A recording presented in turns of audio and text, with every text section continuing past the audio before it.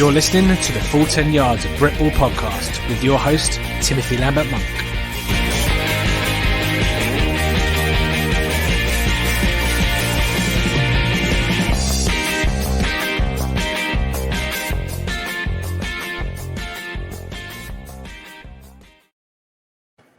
Yes, welcome in at 1-0. This is the 14 Yards of Britball podcast.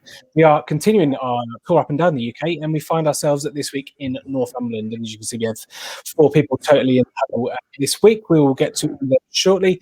If you want to follow us on Twitter, you can do that for F10Y at Britball, where you can find out all the good stuff that we are doing in the Britball branch. So you go and check our YouTube, where you can find out all the previous podcasts, where Crew, Merseyside Nighthawks, Samuel Steelers will be in there as well. But yeah, let's get to today's podcast. We're joined by head coach Bryce and a couple of team captains as well. So Bryce, we'll bring you in first. How are you doing, buddy? Not bad. Thanks for having us on. It's kind of returning to normality a little bit, so we're excited to be here. Yeah, well, it's nice to see a different face and probably a more enthusiastic face than you say. The Zoom meetings over the months do get a bit tiresome, but yeah, hopefully we'll bring a bit of energy into this one. Next up, above him, we've got Connor. Connor, how are you doing, buddy? No, team captain, obviously, defensive back as well. I'm reliably informed. Yeah, safety. Had 1 year at corner at uni, but since then, never again. Never again. And then you say completing the huddle, we have the offensive captain, wide receiver Ross Conley. Ross, how are you doing, buddy? Not too bad yourself, Matt. Yeah, we are all good. So any chance to get some Britball guys on, to get some Britball content out there, I'll always snap that up. So yeah, we're going to be talking about the Northumberland's negotiations with COVID in the last 18 months and kind of what their season looks like over the next 6 months, as well as, again, as usual, we'll know by now we have regionalised divisions, which creates its own debate and discussion. So we'll see how Northumberland have negotiated that. But Bryce, we'll start with you first. Obviously, last time I was in contact with you with the Aberdeen Roughnecks. So talk us firstly how you got into coaching and how did you end up in Northumberland? So as you say, I was with Aberdeen Roughnecks for a few years. I was there as a player. I was a dreadful football player, awful. I think I was kind of forced into coaching because I could not play football. So, I mean, people will argue I can't coach football either, but were you like a hand in water out? Any good at that either?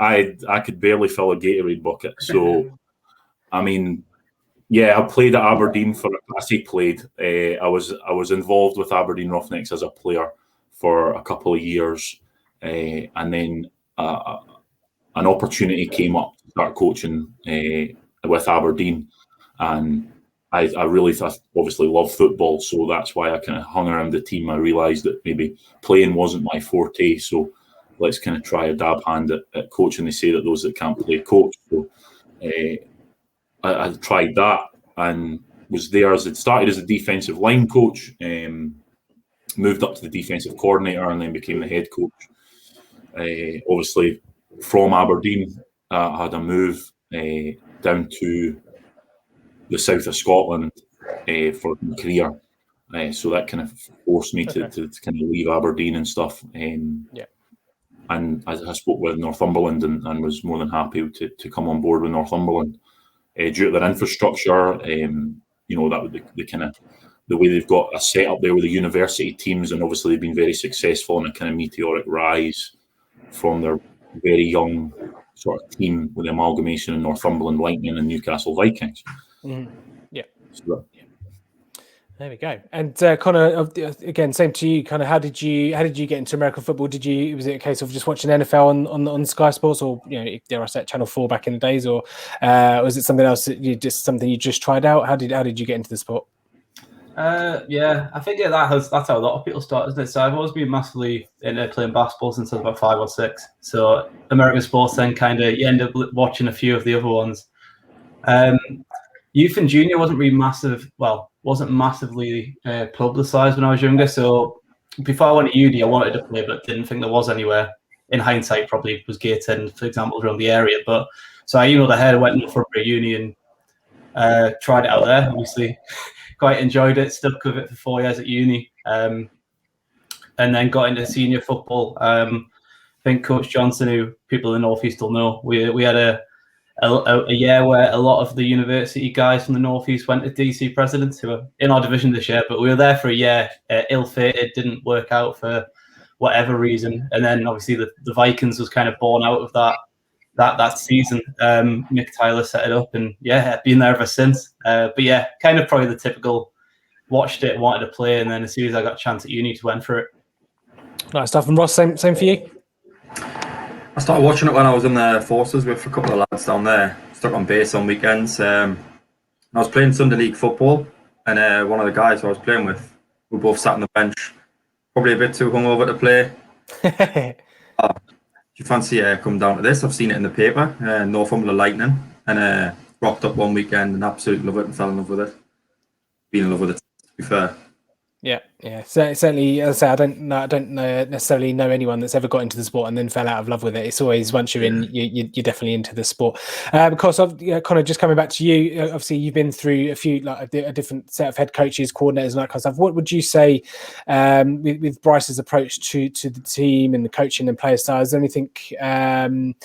Is there anything that's starkly different from previous years? Anything that you particularly like? Is it the fact that he's more of a defensive kind of guy, judging by where he's come from? Yeah, well, I think the obvious one is he's probably the first head coach we had that has been from outside the original Vikings setup. It's the first kind of outside influence or opinions we've had on a lot of the team since we started, because the coaches kind of came from within the entire time up until now.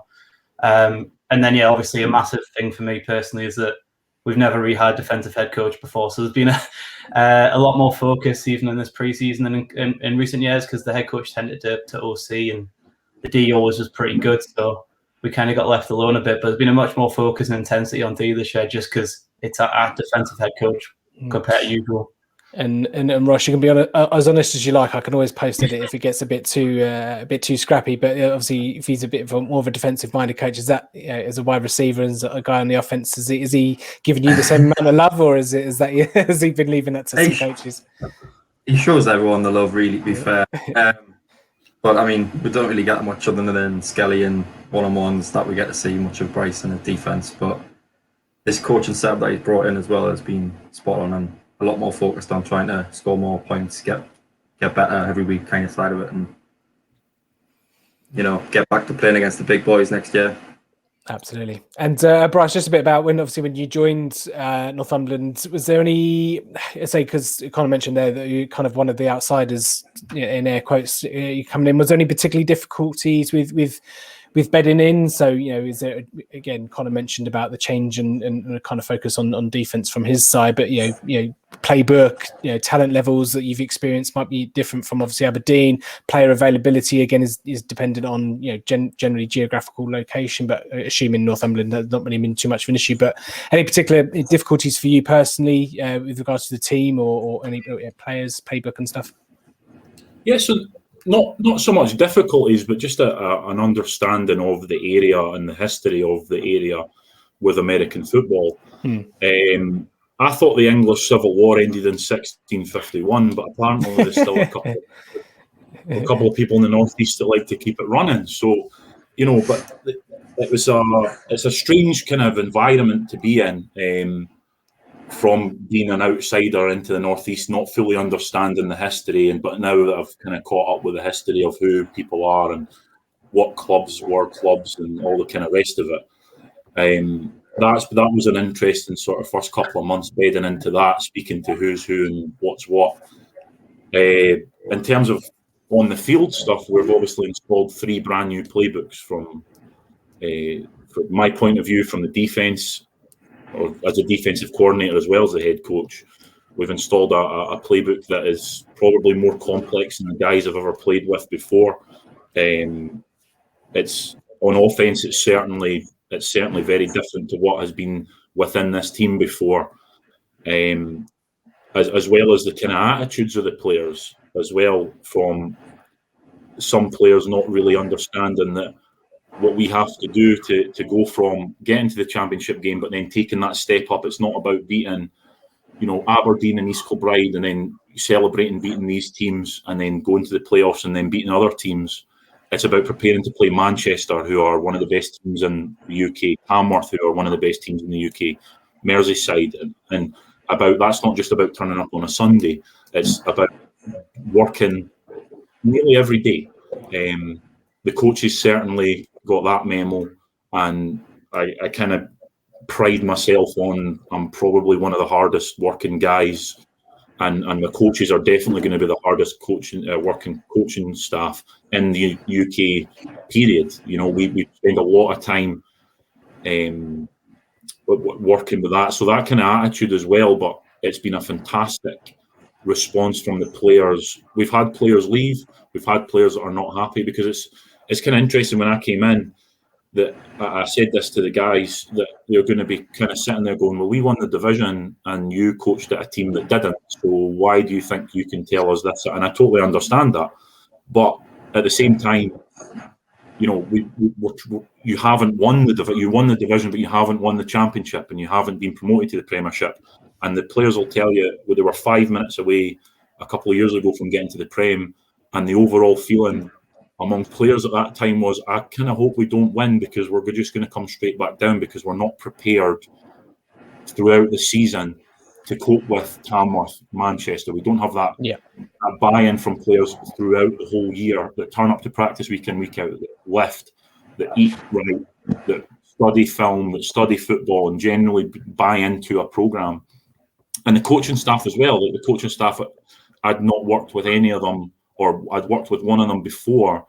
So it was just about us bedding in. And we had a practice session when we were allowed prior to Christmas, and it would have looked not great, because it was the first time that we'd been on the field for nearly 2 years, and we'd never worked together. So it was just about us trying to bed in, and then spending the next couple of months really getting to know each other, what I expect from my coaches, my positional coaches, my coordinator, and then working on that. So that was the kind of biggest difficulty, was that it was a brand new, it was a complete overhaul of staff, and I think we've only had 2, maybe 3 returning positional coaches. So it was very much a brand new staff. So we all had to get used to what I expect as the head coach from everybody, but also what they expect from me. And it spent a couple of months to try to battle that out a little bit. But overall, it's been a pretty fluent process. And because the guys have really bought in, like I'd heard a lot of negative things about we're going to struggle to get buy-in, but let me tell you something, these guys are buying in. The team that we've got right now, every single player is buying in. And Connor, that probably brings us up quite nicely. When you have a new head coach coming in, or like say when you have new coordinators, obviously with the way Bryce has kind of come in and installed, without being too cliche, culture. Was it, again, Bryce mentioned there about the buy-in? Was it because Bryce's attention to detail and wanting to put the work in? Was that easy for you and the other players to kind of put that buy-in and say, look, this guy wants to take us to the next level? Yeah, it's half that, and like you've just got to expect that they're going to set a clear, like, stall out early kind of approach. And if they get the stall out early and they're passionate enough, which you can tell us Tottenham the guy is, obviously, if he sells his vision with enough passion, then guys are going to buy in quite easily to that. Obviously, senior football is like the weird situation, like where you can get coaches that have coached for like a year or two, with like players that have played like a decade. It's like you won't get that uni ball anywhere like that. It's a really weird kind of vibe setting. So if you have a coach come in who just takes it by the throat and like sets the stall out and is very clear about what he wants to do and what it's going to take, and then is honest and sticks to that plan, then it's easy to buy into it. Obviously, you get a lot of dream sellers that then do nothing with it, but so far so good. And obviously, it's been easy to buy into that as well as the passion being there to it. Sure. And Ross, kind of a difficult question coming up for you now, but when you've got when you do buy in, or let's say when you get new staff and new coaching coming in, when Bryce is how he's been and he's kind of set his stall out and put his colours on the mast, is it easier to kind of build chemistry then with the coaching staff? And if you could choose, assuming the other relationship is average, would you rather have the chemistry and the understanding with the coaching, or would you rather have, obviously being a wide receiver with the quarterback, would you rather have that? If you could only choose one, which one would you rather have? Bryce, do you want to go on mute? No pressure, Ross. It's a pretty hard question to answer, to be fair, but I think realistically you do want to have the chemistry with the coach, because the coach believes in the player kind of side, you're going to get fed the ball a bit more, for example. Sure. And we're going to trust you in bigger situations, say 2 points down, and we're going to try and score a touchdown in the red zone. He's going to try and give it to you if he trusts you more. I would probably sway towards the coaching side, to be fair. QB, you've got four or five people that can play the ball to, kind of side of it. And chemistry. Sure. Who's the QB? I'll drop him a message just to tell him to watch this part. No, I'm joking. No, I get it. I just thought it's quite an interesting one. Obviously, you want chemistry with both, but I say it's something I played obviously for a year, and it was just interesting to see what you. No, I don't want to get you into trouble. I appreciate that I'm putting you either between the coach that's not going to put you on the field or quarterback that's not going to throw you the ball. So appreciate you in a difficult situation there, but he means well. Bryce, with you, let's talk about obviously the return to play, and you mentioned before we started recording that you kind of been back on the field probably a bit longer than most other teams have. Is there any particular any difficulties with returning to the field? Again, obviously you can't be all in one massive group. I assume you would have had to split out in position groups, I suppose. But any COVID related kind of difficulties or hurdles that you've had since return to play? Might be just as simple as putting hand sanitizers on dressing room doors, or is there anything that's been a bit deeper for Northumberland that you didn't that surprised you, sprung up on you a little bit? So we're very, very fortunate in the fact that all the guys that kind of run the team, what I refer to as this kind of committee that run the team, are switched on as any committee that I've ever experienced or seen. Lee and Carl have just been on it. It was a case of I was going up to Lee midweek and say, I'm wanting to run this, and this, and he would go, you can't do that. It's not COVID related. There was a couple of weeks that I obviously couldn't travel because I'm not in the immediate area of Northumberland.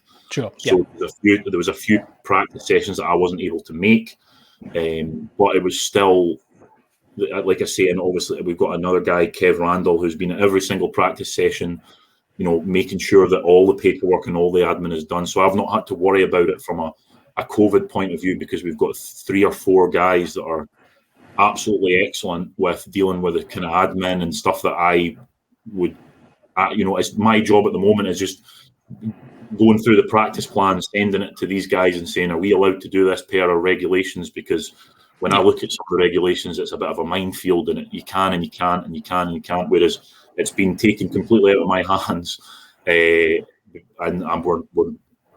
it's their responsibility as well as it also been mine. But they've helped me massively to ensure that we are compliant with all COVID stuff. It was weird, obviously, at times when you have to sanitize the balls after a certain amount of snap, and guys have got to take thermal testing and stuff like that prior to practice and walking up to practice and getting your temperature taken. But that's life now, right? I mean, going to the gym is even like that. Going into restaurants is like that. It's part of life, and I think we've done it. I'm very, very fortunate that we've got a fantastic kind of staff out with that can just spend the time doing that and take that admin job away from the coaches to allow us to just focus on coaching within the guidelines that have been set. And they are quick to tell us, "Nah, you can't do that." So, which has been a point of contention a couple of times, but we can't do it. So. But it's been good. But usual pre-season issues is more than actual COVID related issues, because that side has been very, very seriously taken care of. I wonder where COVID would sit with the Vaseline on a football fumble drill. I don't know. I wonder where it sits with that. Anyway, that's maybe one for the compliant guys. Connor, and Ross will come to you as well. But any, personally for you, any. Again, I don't know if you've had any direct experiences with COVID, either family or yourselves, but have you or maybe any players on the team kind of been a bit apprehensive or anxious about returning due to health issues? Obviously, we saw people in the NFL and college opt out to help progress their careers. And I'm obviously not saying this is the NFL, but it's the same dilemma still applies to whether each player has a decision to make on health versus wanting to get on the field and play. Any difficulties for you? Any apprehensions at all? Surprisingly, not too many. I was very lucky, in touch wood. I've been pretty much completely untouched COVID-wise. I think some of the guys would have been hesitant if the return to play was sooner, but obviously I think now there's not, from the guys I talked to anyway, there's not been many concerns, mainly because obviously the vaccination program's rolled out pretty widespread at this point. Obviously, a lot of us don't have it yet, but it's in the works. So I think that's kind of eased a lot of concerns that would have been if we restarted, say, properly in December. I think there would have been a lot more people not down. But at this point, I think because of how advanced like the vaccination and like the reaction to COVID has been, and obviously how good Carl and Lee have done a job, it's quite easy to get that trade. And I don't think there's been too many concerns, at least from the guys I talk to regularly on the team. Ross, same with you. Any, let's say, I know obviously you'll have new measures, and say the measures such as like hand sanitizers and silly little things like that probably won't be going away for a long time. They will become normal anyway. But any kind of comments from you as to, so once you start kind of playing other teams, you don't necessarily know what their protocols are and how stringent they are. Any kind of anxiousness about playing other teams? Because when you get out on the field and let's say with wide receiver, I assume you get 10 yards of separation on every route. But in the trenches, obviously there's going to be body fluids flying everywhere. And your thoughts? I think, especially with how far the rapid tests are going, it could be something that is looked to possibly in the future, that it takes a bit even more when you're playing against teams that you don't know anyone on their sideline, for example. It does help me thinking that if someone's getting tested twice a week, then there's less of a chance that it's going to be passed on. But I haven't really been affected by it. I've worked throughout it, and I know I've seen everything in the news and everything, but it's never really been across my doorstep as such. But it's definitely there. Definitely. Yeah. Bryce's nose. Yeah. And then just before we move on to the upcoming season, Bryce, have Northumberland had any kind of rookie or taster sessions over the last couple of weeks that you kind of been back on the field? Has that just been left to, again, because you're new and your new coaching staff and it's essentially a kind of a new setup? Has it just been more focused on bedding in and getting a chemistry and understanding there, or? No, we've done pretty well when it comes to recruitment. We've been on a year-long recruitment. We haven't stopped since November, so around about November time when we restarted again from sort of middle of last year. But the coach has been working all the way through it, trying to recruit positively. We've also got, as I've said at the start, part of the reason to come to Northumberland was we've got a great relationship with sort of 80% of the universities in the area. We've got players that coach at these universities. We've got obviously the Northeast Academy. They do a great job down there. So we've had a couple of players that have stepped up from the academy. So recruiting almost takes care of itself with that regard. What we need to focus on as a coaching staff and as players is improving our product, and that goes back to buying into the program. Okay, we might have the most talented team in the area, but are the way that we prepare and are the way that we play football, is that the most attractive in the area? And then that's something that needs to be looked at from our point of view. But in terms of official kind of recruitment days, it seems to be a process that's already been put in place that works effectively. Sure. And we've got at the moment, we've got sort of between 45 and 55 guys turning up for practice a couple of times a week. There's something that's, when you compare it to the other numbers in the area, I don't know the exact numbers, but I know they ain't getting that. Yeah. That tells the story for me, and it's different. We're constantly getting people in the door. We're constantly getting people in the door that are saying, this is where I want to be. And that for me is massive. But we have the links with the universities, with the players, coaches that coach there or play there. It's that constant stream. And obviously the academy is excellent. Will Clayton does a great job down there, and kind of intertwined with the Northeast Academy. So our recruitment's very easy for me as a coach, as opposed to where I know that some teams have got no links and they have to just pick guys up off the street. Essentially, we have that constant stream coming in every year in, year out. Yeah, it does help when it's kind of already in the pipeline and done for you. But let's move quickly on to the season then. As everyone knows, it's regionalised, and looking at the Baffa North Hadrians as it seems to be called. Look, I was looking across and saw obviously you guys at the top, and then I saw Gateshead, saw Carlisle, Darlington, DC, and Morecambe, and I thought to myself, perception-wise, again, I'm far from a knowledgeable person on the talents of teams in Britball, because I don't go up and down the country watching them all, unfortunately. But judging by 2019, 2018 kind of standings and tiers and divisions, it seems as though it's a bit of a gap. Like, again, no disrespect to the other teams, but considering where the teams are kind of or were in 2019, seems to be a bit of a gap between you and the rest of them. How do you feel personally about the regionalisation of the games? Are you just happy that we've got a season, and again, just is a dummy run to go into 2021? And was there any apprehension towards the way that it has been set up this year? So kind of that, regardless of what happened, there was always going to be, inverted commas, issues. The problem is that, to me, COVID it's a fluent, dynamic thing that's changing all the time. But for a season to happen, it's got to be planned. So it's very hard to plan against something that's dynamic. Yeah. We can't control, it's going to sound cliche, but it's the reason it's a cliche, is we can't control that situation, so we don't let it worry us and we don't let it kind of bother us about, are we disappointed that we're not playing some teams around the area? Sure. But, these players, whether we play London Warriors, Tamworth, or, the brand new associate team, we're going to prepare exactly the same way in terms of our buy-in, in terms of our scout, in terms of the way that we prepare. And so that as coaches, we can facilitate our players to be in the most position to be successful. And that's irrespective of who we play. So it doesn't really bother us that we're playing Gateshead or Darlington or DC.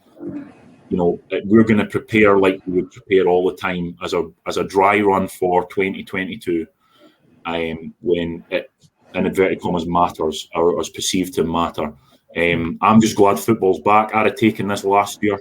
If you'd have told me that we're going to have 8 games, regional or not regional, I'd have taken it.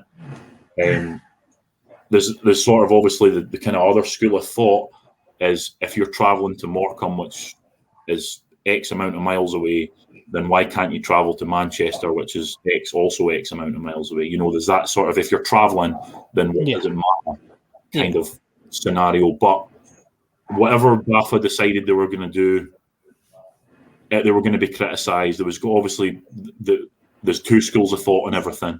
So it doesn't really matter for us in terms of, as the organisation, we're going, okay, we can't change it, we can't make that decision, so we're not going to let it affect us. Whoever they put us against, we're going to prepare to play them, and we're going to prepare to beat them, and that's it.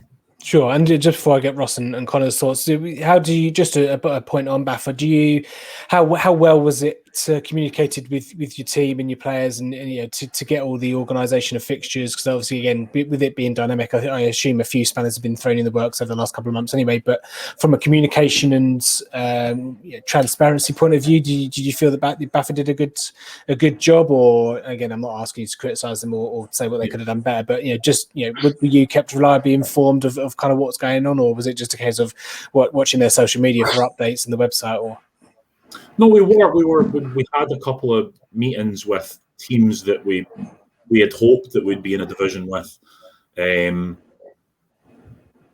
but it then worked out a different way. I think that BAFA have done a pretty good job in keeping us up to date with what's been going on. I think it's Warren Smart is the guy who's the kind of national game development manager, whatever his title is. Sorry, but he's done a pretty good job in keeping the Northumberland Vikings up to date, and we knew pretty early on that we were going to be in a division with DC, Darlington, and Gateshead and Morecambe Bay. And since then, we've been kept up to date with any changes. So I can't knock them for their communication levels.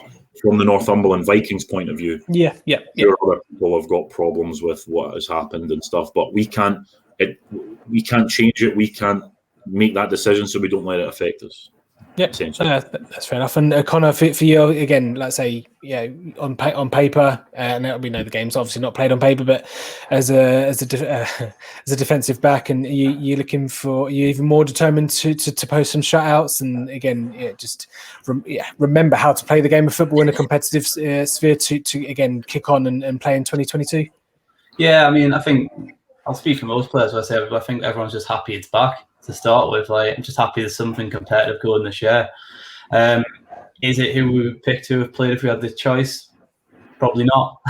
But at the end of the day, like I'll take another adage while we're at it. You can only beat who's put in front of you. I mean, and we're not going to disrespect anyone. We will prepare for the ball. Every team has good players, whether that's a D2 team or a Premiership team. And yeah, I was looking to shut people out last year and the year before, so it's not going to change just because the level of opposition is different. So for us, it's still got to be win every game, but that was last year or the year before as well. Whether EKP's in there, or it's Leicester or Sandwell, or the guys we got this year, aim's still got to be win every game and treat it as a way to get better in a prolonged pre-season, I suppose, for next year where we get back to business. Yeah, absolutely. And Ross, obviously for you, it'd be about getting in the end zone a bit more often. I'd like to think so, yeah. I think it does give us a bit more of a scope to build our team a bit more as well. Gets more people extra playing time. Build some positions that we've needed to build around maybe for the last few years, for example, and bring some of these guys in from the unis like Bryce says. And coming from youth football and uni football is different to playing senior football. You see when you see offensive linemen in the uni ball, it's quite a lot smaller than you do see in the kind of Prem and Div 1 style. So I think it'd be good to see a bit more push from our side, getting more players down, like Bryce saying, 50 people plus, building the offense, getting more points, getting people a bit more confident on the field, and say Connor says, getting a bit more of a pre-season in before we kick on next year. Absolutely. And Bryce, with regards to 2022 aspirations for you personally, and obviously the team, I know again about kind of getting the monkey off the back in terms of the championship game, getting into the Prem, and then I guess kicking on and getting challenging the Tamworths and the Manchesters. Yeah, absolutely. Myself, my only goal is to allow this team to get to where it should be, and that you look at the talent on the roster. The only thing missing was that we are now preparing to win rather than having that win now mentality, where we prepare and buy into this, as you say, perceived it's a strange word to use in the UK because we're essentially practicing twice a week, culture, and buying in. So we're not just having guys turning up the week before game one and being like, well, I'm the best player, so I'll play. That's not going to cut it. That's not going to beat Manchester. That's not going to beat Tamworth. That's not going to hang with those guys. Because they're constantly thriving to get better. That's why they're at the top of the game in the north. So my personal goal is to facilitate this team and put them in the best position to be in 2022 to push for that Premiership place. There's a lot of other teams that are on the border as well. It's a real tough job to get out of Division 1 up the way. But I believe that we've got the ability to do so, and if we use this time, then there's no reason that we can't do it. And the way that we've prepared so far, and the way that the guys have bought in so far with everyone I've asked, there's no reason that in 2022 we are not going to be one of the teams to watch.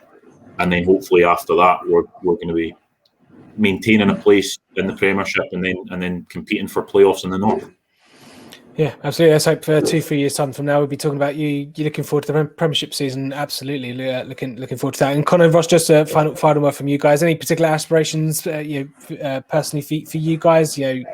Conor, come to you first. Anything in terms of playing aspirations?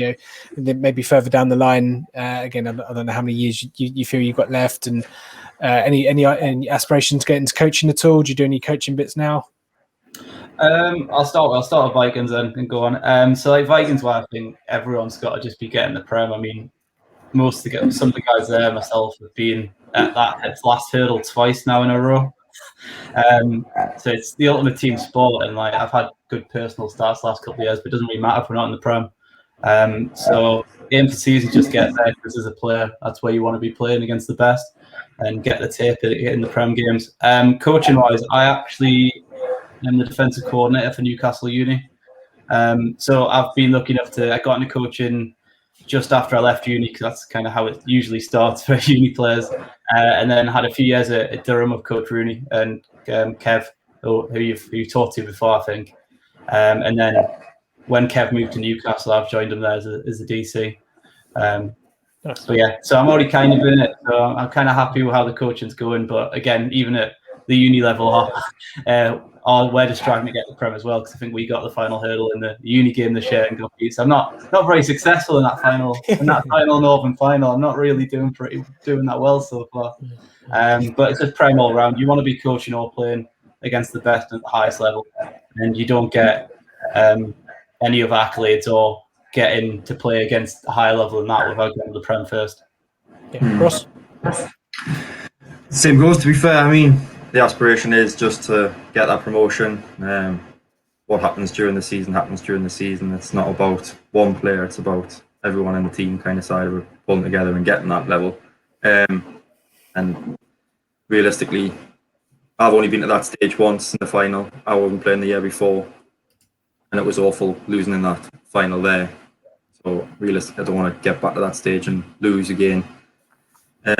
Coaching wise, I did look at it whilst I was out injured at Northumberland Lightning, but nothing ever came of it. I didn't really take up any of the course side of it. But in the future, when I do finish my playing time, I think that's something I'll definitely be looking to do, one way or another.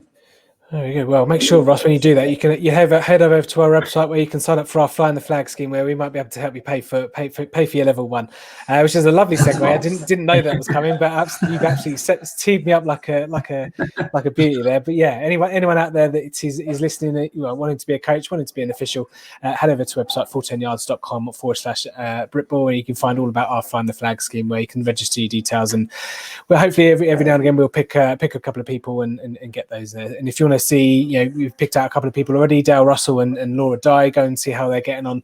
I think they're as time of recording, they're still currently taking their courses as well, so we'll keep you up to date on how they get on.